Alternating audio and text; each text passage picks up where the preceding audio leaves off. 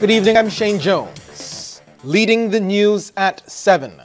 True to Barbadian tradition, on Easter Monday, kite flying was the main event for a number of gatherings today.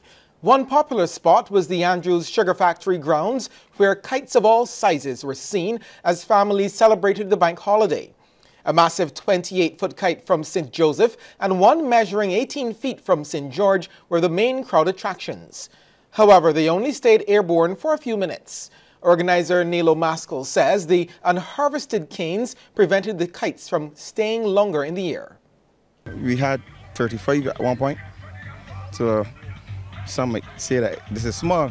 I have another 200 feet of rope that I would have loved to use to give it more distance, and we could actually have the kite hoisted on a bluff, like a hill. That's what we aim for every year, but now we have to do it downhill. That's the problem. We'll have more from the kite flying at Andrews in tomorrow's newscast. The 3W's Recreational Park in Wanstead Ridge was also a hive of activity for kite flying, hosted by Democratic Labour Party candidate for St. James South, Donville Innes. He organizes this kite flying picnic every year for his constituents. CBC's cameras were able to capture the Commerce Minister joining the scores of children and adults who turned up to take part in the popular Barbadian pastime. Mr. Innes believes the wholesome family activity is falling off in Barbados, and he would like to see more events like this held across the island.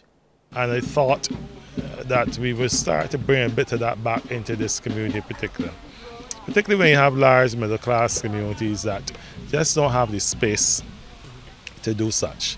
So since about 2008-9, we've been coming over here as a group, my constituency branch and friends and family, to make kites, to show the youngsters in particular how to make a kite.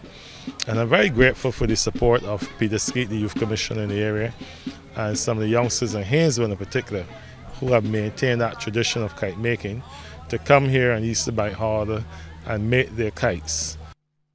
Over in the St. Michael Northwest constituency, some residents were rewarded for their creativity as they participated in the 3rd annual Easter kite flying competition at the Carlton Pasture in Black Rock. DLP candidate for the area and Finance Minister Chris Sinclair says the event continues to grow and fosters unity in the community. This is all part of our community spirit building activities that we've had over a number of years. It's just one of those events. There are a number of them, but we feel that this one in particular is important, have a special importance because it keeps alive a strong tradition in Barbados around Easter time of kite flying, kite making. The fisheries sector has lost a pioneer and champion. Angela Watson, the former president of the Barbados National Union of Fisherfolk Organizations, has died. She served as the head of Barnufo from 1999 until 2006. Ms. Watson was part of a high-level delegation to Trinidad and Tobago for discussions on the issue of a fisheries agreement between the two countries. CBC understands Barnufo intended to recognize her contribution to the fisheries sector during the fish boning competition this evening at Oistins. Ms. Watson was also a CBC board member. Chairman Peter Earle says he is saddened by her death. He says Ms. Watson was dedicated to her duties and respected by fellow board members. Council for meticulous nature and certainly her dedication to the board in general. She was the type of person who cared about and was interested certainly in the success of CBC. As a board member, all board members valued her contribution, and but there was one person who was likely to discover an error in a document or the minutes. It was Angela. She was thorough in everything that she did. CBC understands Ms. Watson passed away after being briefly hospitalized.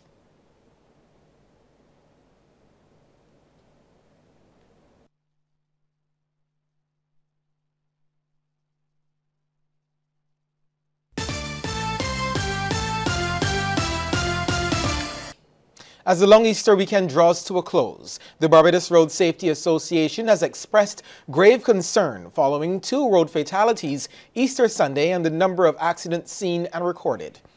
The association's president, Charmaine Rowland-Bowen, doesn't want a repeat of last year's figures when 28 lives were lost on the nation's roads. 8 people have reportedly died in road accidents so far for 2018. Of concern to the Road Safety Association is the number of passengers who died in those accidents. Mrs. Rowland-Bowen is appealing to passengers to take greater responsibility for their safety. Do not, under no circumstance, get into a vehicle with some person you know would have been drinking alcohol. We are also begging you to wear your seatbelts. Seatbelts are not for the police, they're for your safety. Whatever position you are in a vehicle, you need to wear your seatbelts. We are also asking them to speak up. If that person who is driving them is distracted by any means, especially the cell phone, handheld cell phone, or if that person is speeding, not only do they have their lives at risk, they also have yours. And we are asking you to speak up, be responsible, take charge of your safety, even if you're not driving that vehicle. Mrs. Rowland-Bowen is reminding family members they too have a responsibility to talk to loved ones and reinforce the message of safe driving. She also wants the authorities to move with haste to implement the promised breathalyzer testing. One life lost is too many, it's far too much. You know, we don't want that if we can avoid it.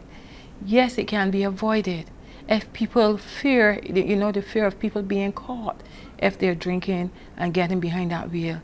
So we need this, and we need persons to really think about the public interest, the safety of the public, rather than their own interests. You know, and really push and get this breathalyzer because it can make a difference. Drink driving has to end. A man has been arrested for the murder of Jaquil Small, who was stabbed last month in Regent Hill, The Pine. The accused is 42-year-old Adrian O'Brien Williams of Henley Land, St. John. He is to appear in court tomorrow, where he will face the charge of murder. Small, also of Henley, St. John, was stabbed during an altercation on March 23rd. He was transported to the Queen Elizabeth Hospital by private motor vehicle, but was pronounced dead while receiving treatment at the Accident and Emergency. Winnie Madikizela Mandela, the South African anti-apartheid activist and former wife of the late President Nelson Mandela, has died. She was 81 years old. Winnie Madikizela Mandela considered herself a warrior. She was a powerful yet controversial figure in the anti-apartheid movement. We not only fought on political platforms. I was one of those who were with the people fighting physically against the apartheid regime.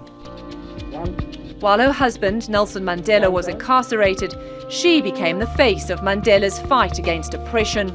When he was released from prison after 27 years, she was right by his side.